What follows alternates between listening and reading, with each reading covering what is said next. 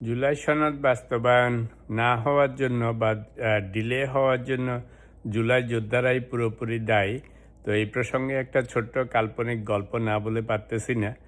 এক বড়লোক হবু শ্বশুর, উনি ওনার মেয়ের বিয়েতে বলেছেন হবু জামাইকে যে তোমাকে বাবা গাড়ি দিব, বাড়ি দিব, বিদেশে পাঠানোর ব্যবস্থা করব, প্রচুর ক্যাশ টাকা দিব।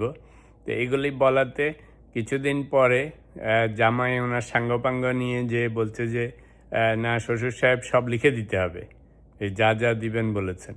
তো শ্বশুর সাহেব একটু অখুশি হয়েছেন, তাও কাগজে সব লিখে দিয়েছেন, বাড়ি, গাড়ি, ভিসা, টাকা সব। তো লিখে দেওয়ার পরে কয়দিন পরে শ্বশুর সাহেব তো বড় শিল্পপতি, তো এখন জামাই ওনার সাঙ্গপাঙ্গ নিয়ে একটা দল গঠন করে এখন শ্বশুরের বিরুদ্ধে কম্পিটিশনে নেমেছেন। কেন? উনি সেই শিল্পের মালিক হবেন। তো সেই কম্পিটিশনে অবভিয়াসলি শ্বশুর সাহেব তো দক্ষ, অভিজ্ঞ, জামাই হেরে গেছে।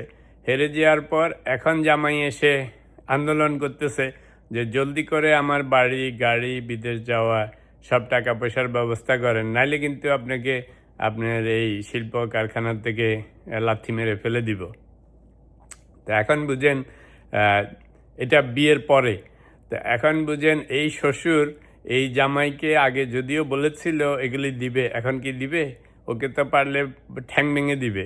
তো এর মানে হচ্ছে যে আমাদের এখানে সেই জামাই হচ্ছে জামাত শিবির, এনসিপি, আর বিয়ে হচ্ছে ইলেকশন, আর শ্বশুর হচ্ছে বিএনপি।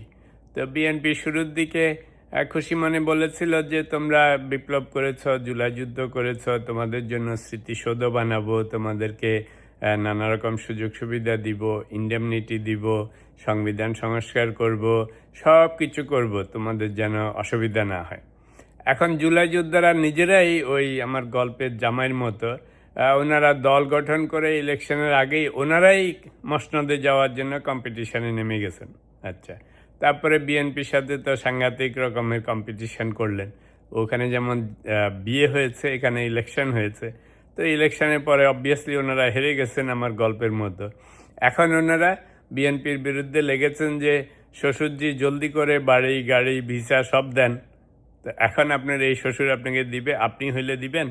তো এখন যেখানে যদি জুলাই যোদ্ধারা যুদ্ধ করে, বিপ্লব করে, সুন্দর মতো শান্তিমতো বসে থাকতো, ইলেকশন হতো, যেই পার্টি আসতো তাদেরকে বলতো, তাহলে অবভিয়াসলি ওই যে জামাই আদরেই দিত, যেই জিনিসটা জামাই আদরে দিত, এই সমস্ত যত জুলাই সনদ বলেন, যত ওদের ইন্ডেমনিটি বলেন, ওদের সুযোগ সুবিধা বলেন, ওদের দায় মুক্তি বলেন, সব বিএনপি খাতির করে 5 স্টার হোটেলে যমুনাতে ডেকে এনে আদর করে দিত।